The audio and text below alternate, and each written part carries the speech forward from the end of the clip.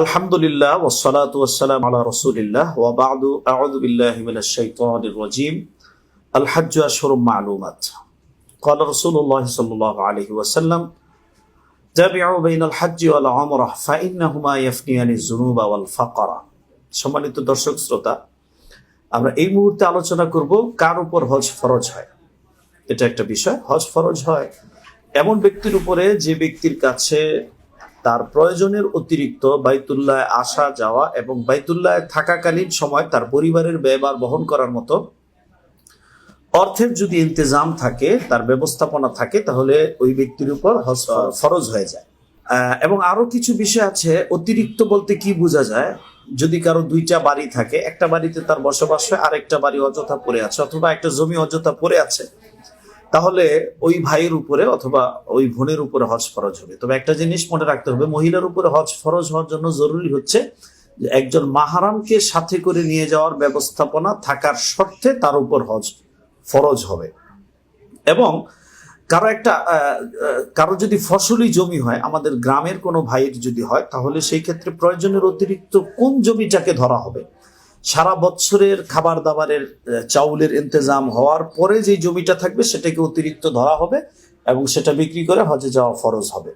কারো যদি বনজ কোনো জমি জামা থাকে, যেখানে অনেকগুলো কাঠের গাছ হয়েছে, ফার্নিচার গাছ, ওই গাছগুলো বিক্রি করলে যদি হজের সমপরিমাণ টাকা হয় তাহলে ফরজ হয়ে যাবে।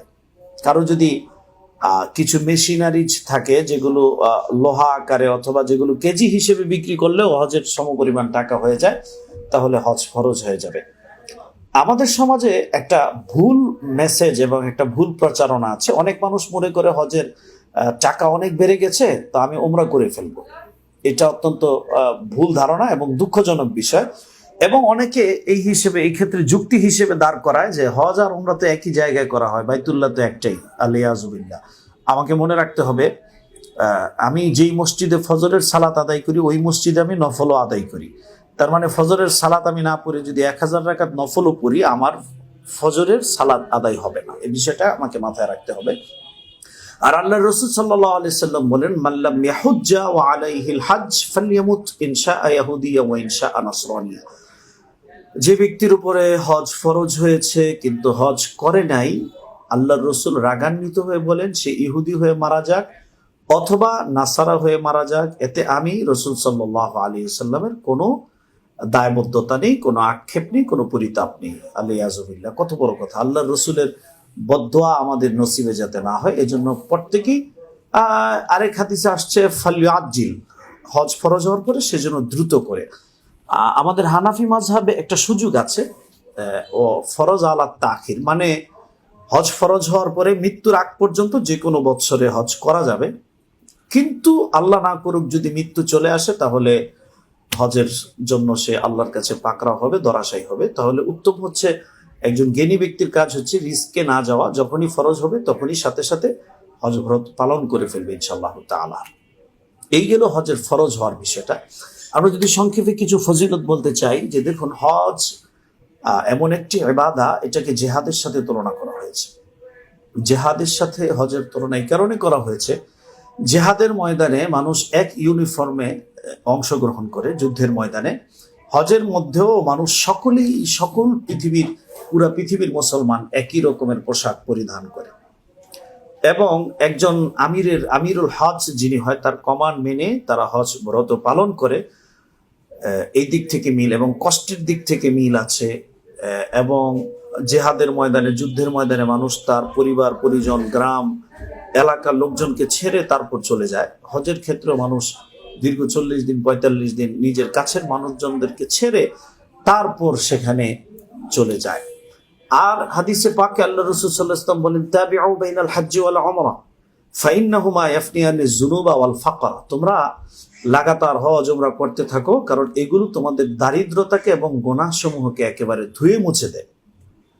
এমন ভাবে তোমাদেরকে পুত পবিত্র করবে, তোমাদের দারিদ্রতা এমন ভাবে দূর করবে যে কোনোদিন তোমাদেরকে দারিদ্রতা গ্রাস করবে না। এক হাদিস আসছে, একজন হাজী সাহেবের হজ যদি কবুল হয়, তাহলে সে হাসরের ময়দানে 400 মানুষকে শাফাআত করবে। সুবহানাল্লাহ, কত বড় কথা! এবং আল হাজ্জুল মাবরুর লাইসা লাহু জাযাউন ইল্লাল জান্নাহ, এক হাদিসে আসছে যে হজ্জে মাবরুরের যে বিনিময় প্রতিদান তা আল্লাহর জান্নাত ব্যতীত আর কিছু নয়। সুবহানাল্লাহি ওয়া বিহামদিহি। আরো বিভিন্ন ফায়দা আমরা শুনে থাকি। কোনো হাজী সাহেবকে আল্লাহ পাক কোনোদিন দারিদ্রতার কষ্ট দেন না। আমরা হজের কিছু মাসালা যদি বলতে চাই, এহরাম অবস্থায় নারী পুরুষের যে বিষয়টা, মহিলাদের এহরাম হচ্ছে তাদের শরীরে যে পোশাক থাকবে সেটাই তাদের এহরাম, আর পুরুষের জন্য 2 টুকরা কাপড় পরিধান করবে। আর মহিলাদের, পুরুষের মাথা খোলা থাকবে, পা খোলা থাকবে। যদি এর ব্যত্যয় ঘটে, মাথায় টুপি পরিধান করে এহরাম অবস্থায় অথবা মাথা ঢেকে রাখে, তাহলে এর জন্য জরিমানা ওয়াজিব হবে। আর মা বোনদের চেহারা খোলা রাখতে হবে। এইখানে একটা বিষয় সেন্সিটিভ, সেটা হচ্ছে আমার চেহারা খোলা থাকলে পরপুরুষ তো আমার দিকে আকৃষ্ট হবে। কিন্তু এখানে সবচেয়ে বেটার অপশন হচ্ছে আমরা সানক্যাপ পরবে আমাদের মা বোনরা, এবং ওই সানক্যাপের সামনে একটা পাতলা নেকাব থাকবে, পাতলা পর্দা থাকবে, যে পর্দা থাকার কারণে চেহারায় কাপড় লাগবে না, কিন্তু পর্দাও রক্ষা হয়ে যাবে। চেহারাও খোলা থাকবে, পর্দাও রক্ষা হবে। এখানে একটা প্রশ্ন জাগতে পারে যে যদি মাঝে মাঝে যে চেহারার মধ্যে কাপড়টা লেগে যায়, তো সেই ক্ষেত্রে এহরামের কোনো ব্যত্যয় ঘটবে কিনা? না, এতে কোনো অসুবিধা হবে না ইনশাআল্লাহ তাআলা। এটা ঘটনাচক্রে 2-1 বার লাগতে পারে। এহরাম অবস্থায় নখ কাটা যাবে না, এহরাম অবস্থায় চুল কাটা যাবে না, এহরাম অবস্থায় মশা মাছি মারা যাবে না, এহরাম অবস্থায় কারোর সাথে ঝগড়া করা যাবে না, এহরাম অবস্থায় শিকার করা যাবে না, এহরাম অবস্থায় অশ্লীল বাক্যালাপ করা যাবে না। এই বিষয়গুলো আমাদের মনে রাখতে হবে ইনশাআল্লাহ তাআলা। আর বিভিন্ন সময় অনেকে বলে থাকেন যে বদলি হজের মাসালাটা কি হতে পারে।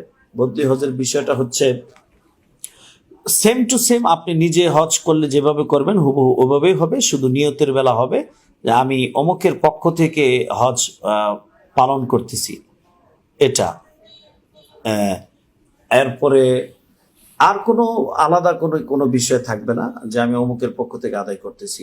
অনেক ভাই আমাদেরকে জিজ্ঞেস করে থাকেন যে হজের কুরবানি আর ঈদুল আদহার কুরবানি আলাদা হয় কিনা। এটা আলাদা। সেখানে যদি ব্যক্তি 15 দিনের বেশি থাকার নিয়ত করে মক্কায়, তাহলে তার জন্য হজের কুরবানি যেটা দমে শুকর সেটাও ওয়াজিব হবে, আর যে কুরবানি নেসাবের কারণে ওয়াজিব হয় সেটাও ওয়াজিব হবে। তবে সেটা মক্কা মদিনায় দেওয়া জরুরি না, এটা ইচ্ছে করলে বাড়িতেও দিতে পারে, ইচ্ছে করলে যে সে নিজের দেশের বাড়িতেও দিতে পারে। আরেক ভাই জানতে চেয়েছিলেন আমাদের কাছে যে নফল তাওয়াফটা কিভাবে করবে, নফল তাওয়াফের জন্য কি মিকাতে যেতে হবে কিনা, নফল তাওয়াফের জন্য এহরাম পড়তে হবে কিনা। জি না, নফল তাওয়াফের জন্য মিকাতে যাওয়া জরুরি না, নফল তাওয়াফের জন্য এহরাম পরাও জরুরি না। এবং অনেকে জানতে চেয়েছেন যে দম এটা কি দিবে। দম দিবে ছোট একটা প্রাণী, বকরি, ভেড়া, আর যদি বড় প্রাণী দেয় তাহলে তার 7 হিস্সার 1 হিস্সা দম দিবে। এবং অনেকে আয়েশা মসজিদের মিকাত নিয়ে অনেকে বিভিন্ন রকমের প্রশ্ন উত্থাপিত করে। আসলে এখানে প্রশ্ন করার কিছু নেই। আয়েশা মসজিদের মিকাতটা আমাদের হানাফি মাযহাবে একটা স্বতঃসিদ্ধ বিষয় এবং সর্বজন স্বীকৃত বিষয়। এখান থেকে যত কিছু আমরা করা যায়। বাকি হজের সফরে, হজে যাওয়ার পরে যে সময়টা মক্কায় থাকে, ওই সময় ওমরা করা এটা সুন্নাহসম্মত পদ্ধতি না, মানে রাসূল সাল্লাল্লাহু আলাইহি ওয়াসাল্লাম ওমরা করেননি। কিন্তু তারপর কেউ যদি করে তাকে বাধা দেওয়ারও কোনো প্রয়োজন বোধ উলামায়ে কেরাম করেন না। ওয়া আখিরু দাওয়ানা আলহামদুলিল্লাহি রাব্বিল আলামিন।